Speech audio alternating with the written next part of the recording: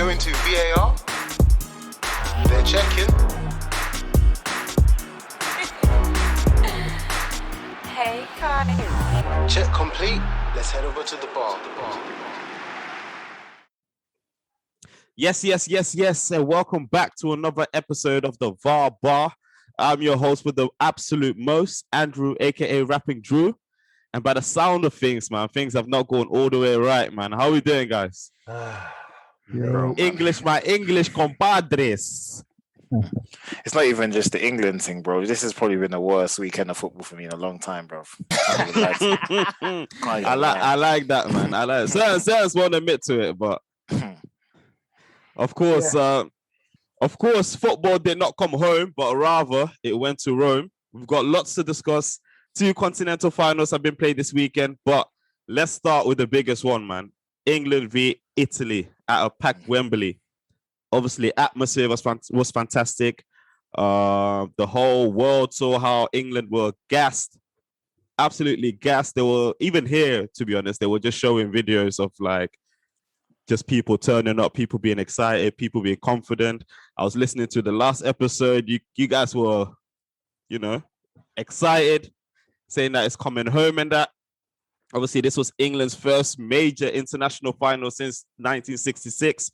So from my point of view, and I think everyone else's point of view, like, we kind of felt like, yeah, give it to England, But Italy stood in you guys' way, man. And let me start with you, Kenna, because England started the game well, and they were on the front foot. First, especially in the first 30, I think they were the better team. Quickest goal in Euro final history. Explain to us since then what went wrong from that point. Oh, man. They were happy with the goal, and the people I was watching the game with, I was like, it's never a bad thing to score a goal early doors, never is. But in the same breath, England didn't almost capitalize on the momentum of where, whilst you have the momentum, go and try and get another one, or at least try and rattle the Italians. After that, I think England were almost comfortable to try and get into half-time first, which they did, to be fair. But then I was like, right, England, at least the first 10 minutes, try and go out, try and play, try and be positive, try and win the game. You don't have to score, to be fair, to win it, but don't let the Italians get the foot on the ball. And then second half, man, Verratti got his foot on the ball, Jorginho got his foot on the ball, and then Chiesa just turned up until his injury. He was absolutely on fire. But then you could almost... The way I think Southgate was trying to wait as long as possible to see how it goes, but then they conceded the goal at the 67th minute. Then he changed to a back 4 3 minutes after, which was almost too late, in my opinion. And then after that, England didn't have the vigor behind them to then change the tide, and then it just carried on. It was constant. I think for me, I don't know about you guys, but when England changed into a back 4, Italy looked more comfortable. Which I'm thinking that Italy expected England to start with a back 4. I don't know how you guys saw it, but yeah, man, it depends how you see it, isn't it? Yeah. It was kind of like a game of 2 halves, but the latter half was more favorable to England. I think the Italians came out with more vigor, and you would have expected that. So for me, if I was Gareth, I would have said, listen, guys, just like any final, you need to go out there and bleed until you're dead. Like you have to fight for everyone and just play out your skin. And I don't think at that, say, from the second half to say the 70th minute, I don't think that happened. I felt like the English players ran out of steam and they were just playing on empty. And with the emergence of, say, Grealish, then I would say they now picked it up. But I thought the Italians... Sterling was finally making those runs that he should have been doing. Yeah. Precisely, Just to say to that, I think I'd probably go the other way with that, Shalom. I'd probably say that England, to me, they were playing too much off emotion and not enough on actual tactics. Yeah. Because, the first 5 minutes when we scored, that was a tactic. The whole point was the reason why we played a 3-4-3 was that we can get overloads in either side. Mm-hmm. So that worked out. But at the moment we got that goal, it was almost like we fell back into our shell, and it was almost like, okay, we're here now. we're 1-0 up. They have to come onto us, and we've got the players to play on the break, and we were running. Don't get me, like, I think I was reading the stats in terms of like area covered and so on. And some of it's like Declan Rice and Phillips. They ate up ground that game. They ate up ground. But I feel like we weren't using our heads in terms of football, like in terms of the way to play. It's work smarter, not harder. Yeah, literally that. Yeah. You say that, but for me, I thought when Italy were the most dangerous was when their best player was playing well, which was Chiesa. Chiesa was their best player. And at that point, if you notice all through the first half, he was more or less quiet, apart from that one shot he had, which if he went in, it would have been a really, really good goal. Yeah. But as soon as he stepped up, you saw Italy play. And why, you have to ask yourself, why did he take the whole first to second half to step up? Because England were playing well. So in my opinion, I think Italy had a hard time breaking down England. Because they were playing well. They were defending well. They were sat back. They were very, you know, the gap between Maguire and Stones. That's why, Maguire had a good tournament, but he wasn't as high as he would have been at United. That's he was that's Maguire's bag. Playing 10 meter gap between 10 meter gap between him and the goalkeeper. That's his bag. Then yes, he is world class. But and this is why obviously the centre backs, John Stones and Maguire, they were good, and Italy had a hard time. Walker as well. Italy had a hard time. And Shaw, sorry, let's shout out Shaw as well. Italy had a hard time breaking them down because of it. But eventually, like you said, when Chiesa actually tried to force the issue, Verratti orchestrating the movement of front. Did you man the movement up front from them? It's mad. And England just got confused, bro. Like Chiesa was played what we wanted Sterling to do. Off the ball runs continuously, like even when the ball wasn't coming to him, the guy was just doing it. So it leaves that element of doubt in the defender's head. Obviously I know we'll sort of continue as the game went on in it, but I just feel like we played too much of our emotions in that, and not enough for our head. That's how I see it, which is understandable. And then to be fair, shout out to Bonucci and Chiellini, man. They ate up Kane. Oh, we'll touch on that. We'll touch on them, bro. We'll touch on them, Kenna. We'll touch on them. How old are they? 36 and 30, bro. 36 and 34, bro. It's stupid, man. It's stupid. We'll touch on them. Jake. So, what's next for England and Gareth Southgate? Qatar on the horizon. Is it wise to sack him now? Absolutely not. Like, I've been having this discussion since the game ended, and I'm so tired, and I just don't have the energy for it. But like, you want to say Gareth gets sacked, okay? That's your viewpoint. I'll completely disagree with you. So I've been saying it to people all day. If you want to sack him, who are you going to hire? Like, Paddy Power are saying the odds-on favourites right now are Sean Dyche and Dean Smith. Yeah, that doesn't make sense. Yeah, I'm going to get gassed for an England team that's managed by Ginger Mourinho. Come on, it's going to be 4-4-2. It's going to be boring as shit.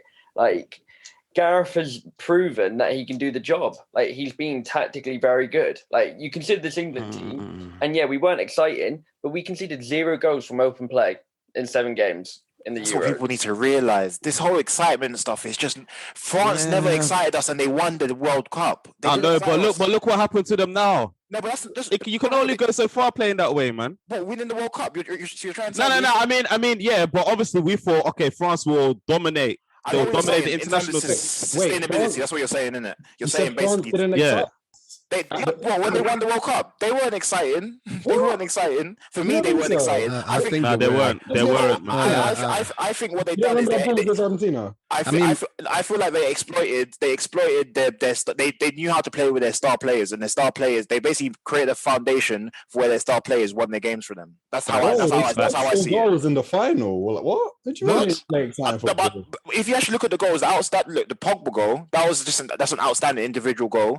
I think one of the Mbappe goals was just a madness from him. A lot of their goals weren't the magic football that we're associating with the players that I feel like England want. Honestly, let's stick on England for now.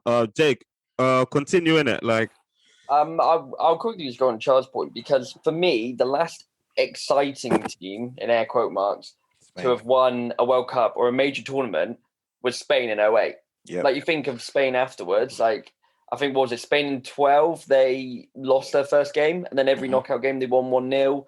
You think of Portugal, they didn't win a tie until extra time, right, when they won the Euros after finishing third in the group.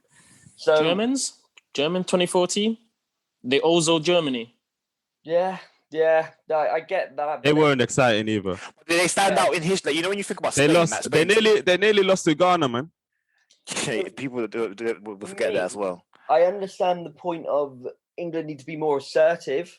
That's the word. I think we'll all agree on that. Agreed. They need to be assertive. Yeah. But hindsight is a funny But thing. Jake, this is what I said. If Gareth if he's willing to, impose that on the squad, then calm. Then Gareth stay in it. But I don't know, man, because why can't you give like a Steven Gerrard or someone the chance? Because I remember before Gareth Southgate got appointed, people weren't necessarily gassed about Gareth Southgate.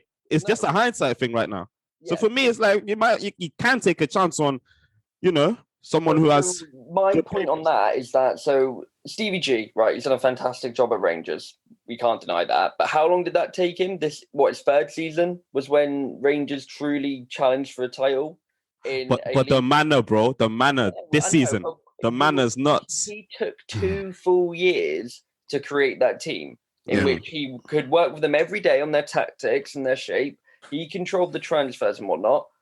At international level, like you think you get 2 weeks every months, quarter, yeah. And then, but Jake, look at the England team, though. Right, look at the players, brother. Apart from midfield is a bit higgy, but. You do realize a lot of that is stemming from Southgate's been the under-21 coach before he was the main coach. This is not just. I remember. Yeah. This isn't just like he's been like he hasn't got. So he's graduated. He's earned his stripes. A lot of what we're seeing at the moment is not necessarily just based off what Gareth Southgate has done, but it's a lot of behind-the-scenes stuff that I feel like a lot of people probably don't recognize, and a lot of these players are playing for him, innit? Win, lose or draw. Look at the reaction when Saka missed the pen yesterday. Like, he deserves one more chance. Yeah, man. Of course he does. Of course he does. The only way I'm saying he deserves you might keep him is because the World Cup is next year, so you might as well stick with the same group in terms of momentum. And another thing which I've noticed, Jake, is consider this: France lost the Euro final, and then the World Cup they won the final. England went to semis in the last World Cup. This Euros, they're in the final. So, as much as we need to look at the big picture, being that there is actually progression. And look at the core of the team. There is, and the core of the team, and the age. So really and truly, I think we're gonna touch on this later. But I think that double pivot of Rice and Calvin Phillips works during certain teams, but when you want to play a team like Italy, you need a control in midfield. So possibly a Foden there, or possibly the bigger question is, do we need to find someone who can take over that role? Funny enough, you said that, because I was reading, I think earlier when you guys were discussing this in the chat, and I was looking at because the team I looked at France's team, and who would you say their controller was? Pogba, maybe, but. Yeah. Would you describe him as a controller, or was that the? He is the architect in that French team, bro.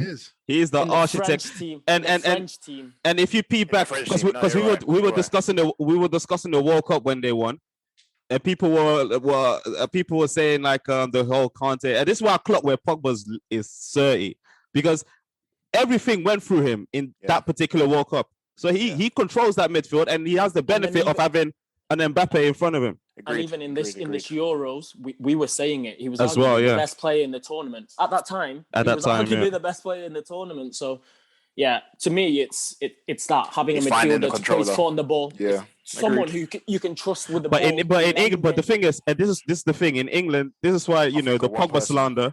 The Pogba slander is it annoys me sometimes, because there's no one in England that does what.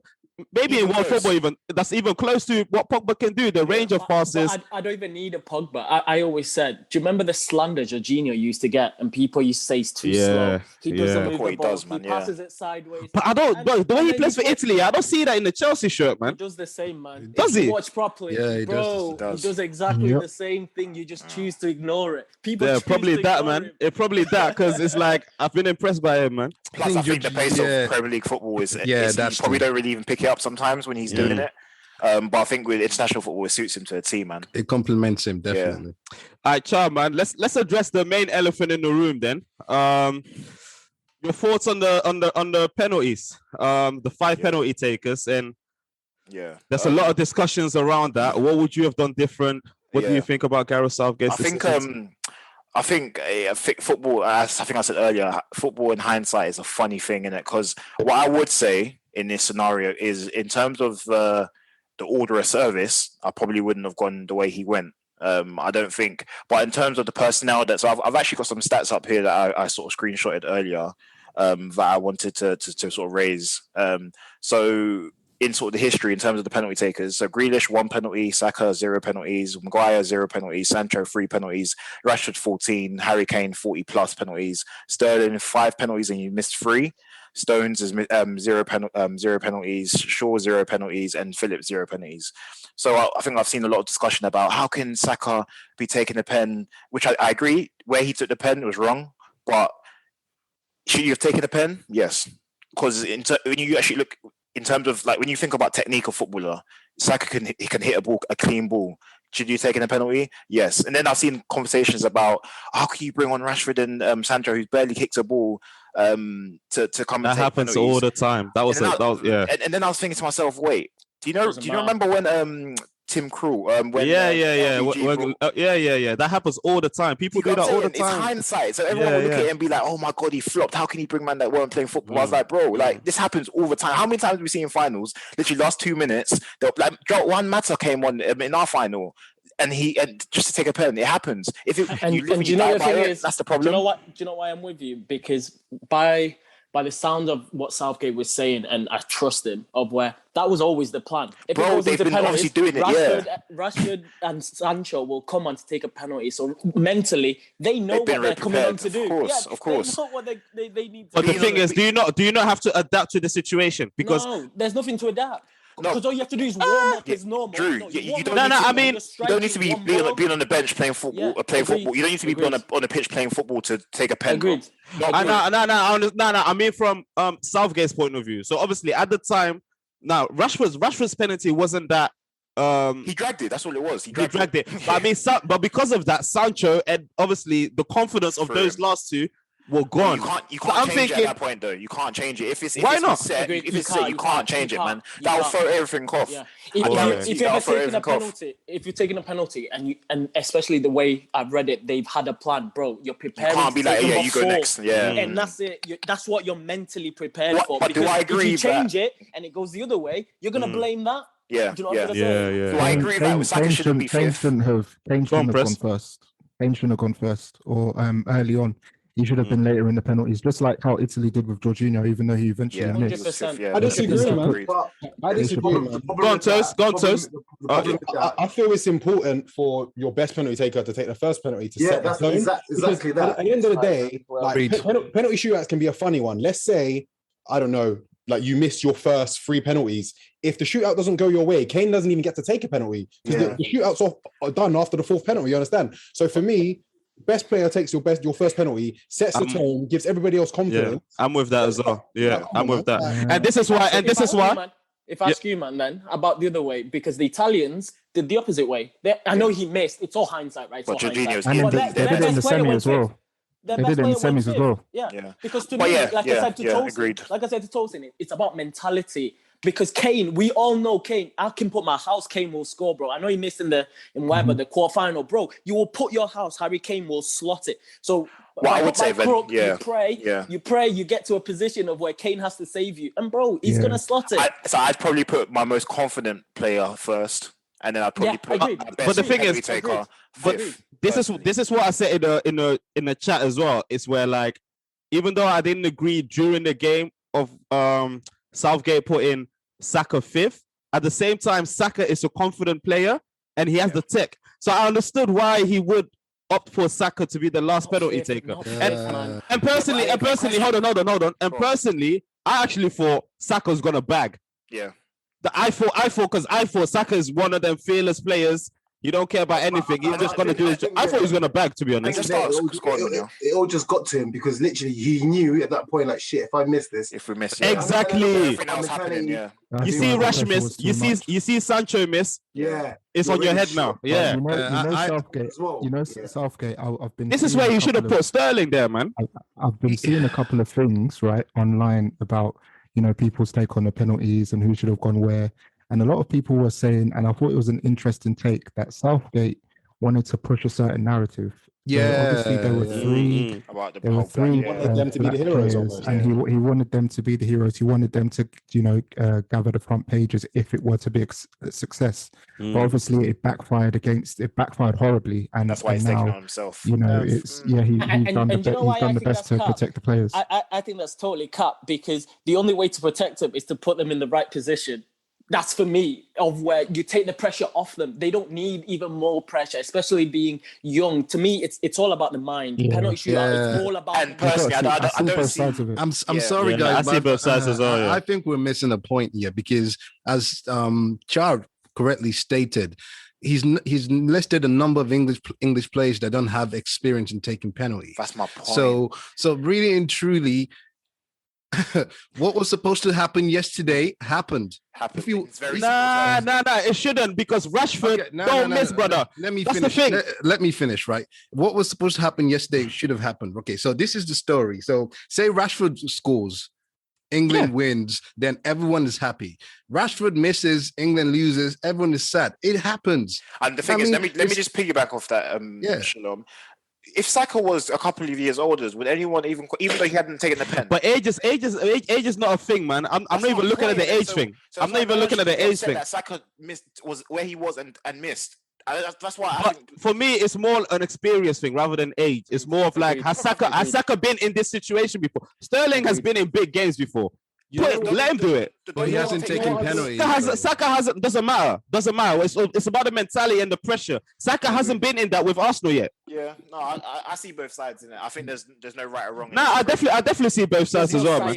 There's no science at all. There's no science. But that's what Tosin also needs to understand, bro. Because these people, they're athletes, top athletes, world-class athletes, but they're human as well, bro, and they can feel these things. Honestly, we can get into like obviously my take on penalties another day. Like, I stand pretty firm in terms of I believe that it should be mind over matter, and like these players at the end of the day are the best strikers of the ball in the world. But the point that I really wanted to take, if I'm honest, was I definitely feel as if you like, unless you're a quote unquote penalty specialist, I personally don't like the concept of bringing on players to take penalties, because for me, if you think about it, I think Rashford and Sancho both came on, what was it, 120th minute, more or less.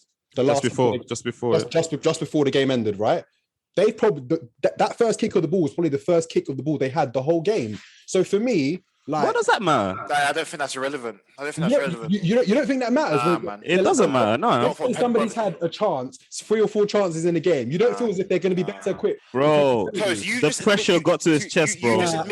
You guys are doing too much. You just admittedly said these guys are the best strikers of the ball in the world. You're trying to tell me being on the pitch for bro, 10 minutes. Bro, Tosin.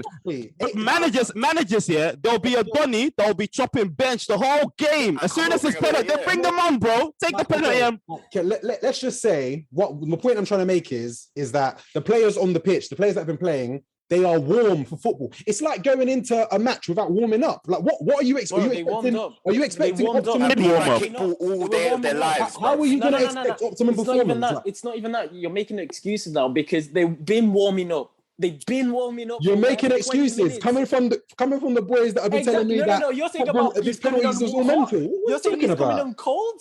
You're saying he's coming on cold without touching the bro. No. This is it's a mental game to me. Because if he scores, you're not using that same excuse. You're not. You're not saying he hasn't had a touch of the ball. Okay, wait. Toast. On the flip side, Saka was on the pitch for how long and he still missed? I didn't want Saka. Saka's a different one. I didn't want Saka taking the penalty in the first place. I didn't want Saka. But why? For the sake of this argument, argue that. You can't say you didn't want Saka to take. For me, I wanted more experienced players to step up and take the penalty. It's simple as that. We're saying here, but that's exactly what we're saying about experience. And inexperience is you're like, I've been there, I've done that, and you're mentally stronger. And that's exactly what we're saying. Saka would have bagged though if he was first or second. You agree with me? If I have any criticism to the last 2 penalties from the English team, I thought they were too safe. I thought Sancho's very mid, innit? penalty Yeah. was Mid, definitely safe. yeah, it was. Saka thought, okay, I'm the last guy. I best just, at least get on the target before I get rinsed. I thought they were too safe. Go ahead. You don't want to be that person that skies it as well at the same time. That's the thing. You know what? I would rather someone who skies it. And I know this is a hot take for me. I would as well. Can we just remember? I know this that Maguire penalty was exactly. certified. I would rather someone who skies it. That's why I can't even be mad with Rashford because he was just unlucky. I don't think he was unlucky, man. He thought about it too much. And you, man, let's think about context. This is the biggest game that these men are probably ever going to play in their lives. Do you know how the pressure that but these men will do that. People need bottle in it, you need big ball for that, man. Big ball. But Toast, how many players in world football have ball? How many? It's a handful, bro. It's a handful. Also facing Donnarumma as well, man. Don't forget that. That guy's big Donnarumma, you know. That even seeing him in the goal would just throw me sideways anyway. It's nuts because when people are placing it high, his reach is so high that he can catch it. So nuts against Donnarumma is hard, man. Do you remember there was a period in time when Manuel Neuer just seemed like he couldn't get beaten on pens because he was so big. He's got the same. Have the advantage in a penalty shootout. Oh, come on, man. Of course they don't. Of course they don't. But it's a mind thing. It's a mind thing, bro. You can't say because you're a professional footballer you should bag or you should you can get jelly legs, bro. My take is that I don't like the premise of bad penalties, innit? Like the bad penalties. They were poor penalties. I'm sorry. All right, let's move, man. Let's move. I hear you. Because obviously we need to shine light on the Euro 2020 winners. Shalom. Flowers for Italy. Deserved? Yeah, for sure. Definitely, for sure. I mean, with the final, I'll say this is the only thing I would say is that Italy didn't necessarily outplay England in the final. So really and truly, I'll say the English boys should just hold their head up because they weren't necessarily outplayed in the final 90, in the 90 minutes itself, and obviously 120.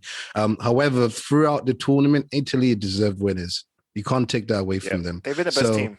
So we can't necessarily even, there's no qualms to Italy winning this because you just give it to them. They deserved it. But give them the flowers. They've had the best keeper, best defense, best midfield, not necessarily the best attackers. Yeah. But what I would say is he's going to contribute, man. No, this guy's going to be my favorite Italian player from now on. Chiesa, he's a star.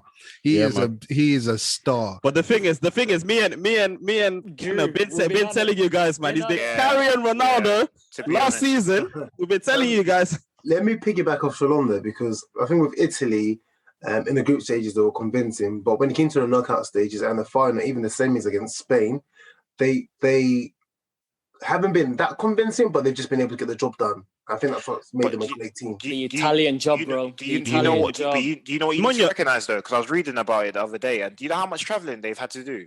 From country to country. They weren't home. They weren't home, bro. That's what I'm saying. I'll have to give them more ratings. Also missing Spinazzola as well, and Emerson. That's a very big point, Spinazzola, because it's a different Italy with him in the team.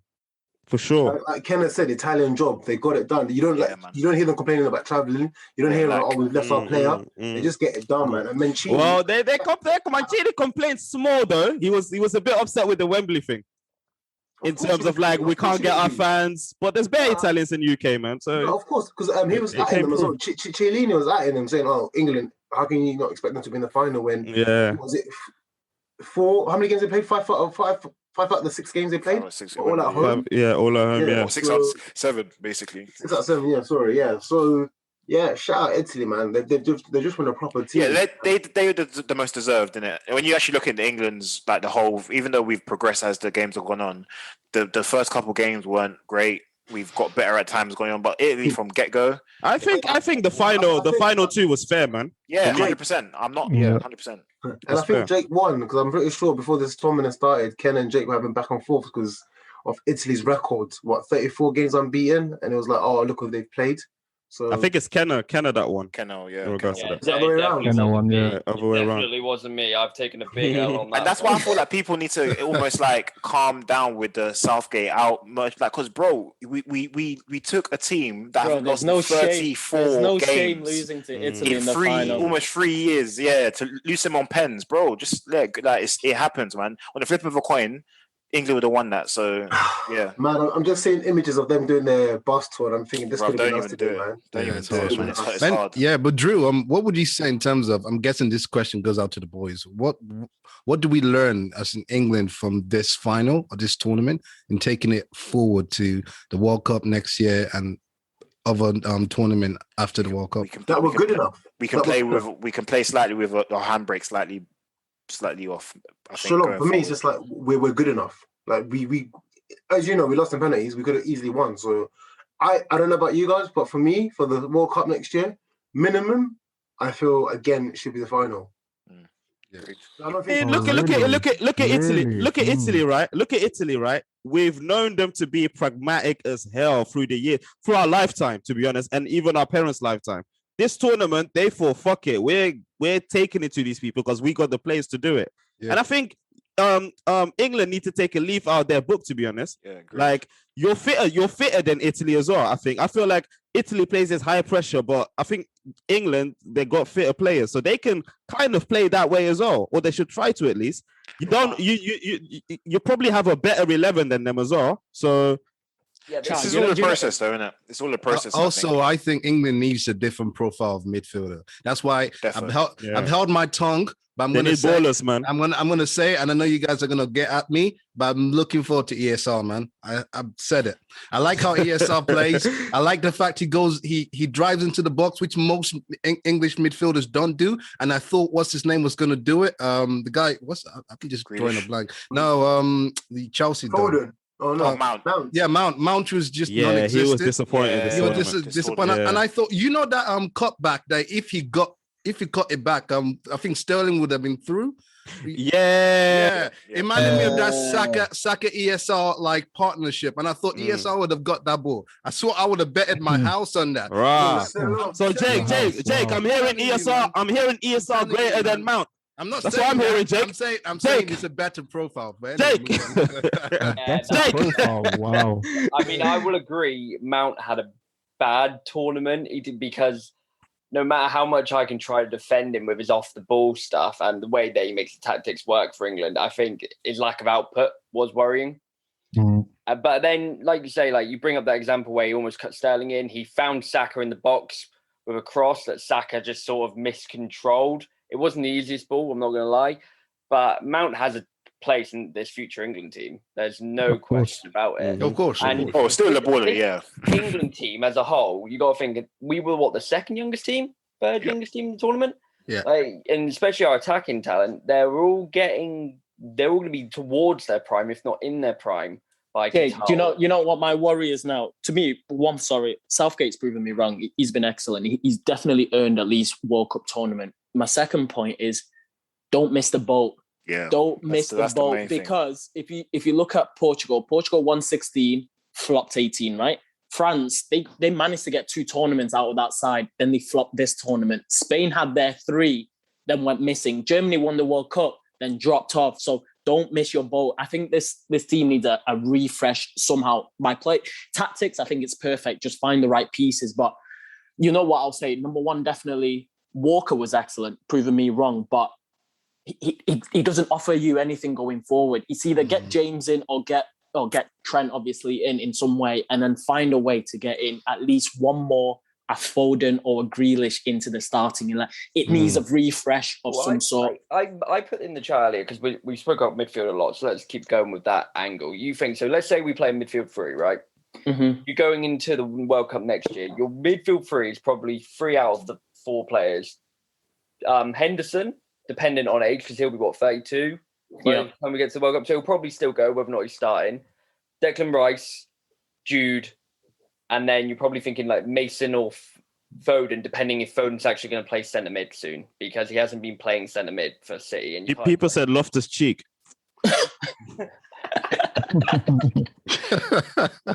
Where's that bike, Joe? But like those, Jude's going to have next 2 years having a great football education at Dortmund. You think you could take that on? Rice, his defensive impact, you can't really overstate. He has been brilliant defensively, but he needs to be a centre back, man. We were avoiding him when we were building up the play against Italy. Unless we were Maguire just pammed it through the lines immediately to the strikers. We were extremely direct and we were avoiding. Because this Rice will collect the ball and he will just drive to no man's land, man. Like, come on, man. And then, like say Mason, like he had a poor tournament, and it was reflected in the Italy game. Like I think, did someone put in the group that Mason, Henderson, Rice, and Phillips had less touches of the ball than Verratti, yeah, man. In 90 minutes than them in 120. Yeah. So that's the difference. It's the difference. But then football works in a funny way. Just the final one, sorry, of Pedri. Bro, he had 12 months and erupted onto the world stage. So we don't know who else might be in that sort of profile coming up. England probably already have that sort of player. There's still James Maddison to come into this squad, like you said, Jake. Then there's still Foden, Grealish, Saka can play in the middle. They've got enough players to play in a more assertive manner, but it's up to Southgate, man. He's the one with the keys. Let's move, man. Let's quickly discuss the amazing centre-back partnership between Chiellini and Bonucci. How certified were they, man, throughout the tournament? They were absolutely fantastic. It's the fact, like, they have a mind meld. Like, they know if one does one thing, they know to instinctively cover for the other. They've played 300 games as a centre-back partner. 300 plus games, actually, as a centre-back partnership together. Club and country. What I found interesting is that they both go on holidays together, which shows that they've... Chemistry, yeah. The chemistry is there. So I thought that the little things, to show how... saw that stat as well. I don't know if you guys would have seen it. The first ever game at Wembley was Italy under 21. Yeah. Chiellini played. And he was like, was it 19 or something like when he played? Yeah. And that's 2007, and he's back at Wembley again. That's just mad, man. He had a major injury in 2019, and he recovered at his age. He even had an injury in this tournament. Yeah. I feel now, like when you have your Spains, your Germany, when they won the Euros and the World Cup, I don't think Italy are going to do that because I think they're going to lose them. I mean, I don't think they'll be fit for next year, but if they are, I feel like Italy are going to really struggle. I wouldn't be surprised, man. Bro, the guy they got others in the pipeline, though. Do they though? Yeah, man. Bastoni then, man. Romagnoli, they've got Donis, man. I have to wait and see. Oh, them, man. Dave, they man, just... They've got big shoes to fill, basically. And the thing is, they do. You know what I clocked about Chiellini and Bonucci, yeah? It's not even just, don't get me wrong, they pocketed Kane, but bro, do you know how many off-the-ball runners that England have that, like, they still manage to, like, manage the space correctly, like... I tell people, centre back is the easiest position if you know ball. It's all in the head, man. It's all in the head, man. But like Shalom said last week with Doku, when Sterling started driving into the box, it started to struggle. They couldn't handle it. And even the runs that he was making in between both of them, were very threatening. But obviously, nothing came of it. Nothing came of it. And for me personally, man, I don't know about you guys, but Bonucci is good, but I've always seen him kind of as a donk. Chiellini is the one that I rated the most, but this tournament, Bonucci's always been solid passer, man. Passing. Yeah. He's always been the one that thought was good. His passing is mad. Just last one. Sorry, the centre back. There was I can't remember what block Chiellini made, bro. Every block he makes, it's like a goal. It's like a goal. Man. He loves it. They love it. Like they love defending.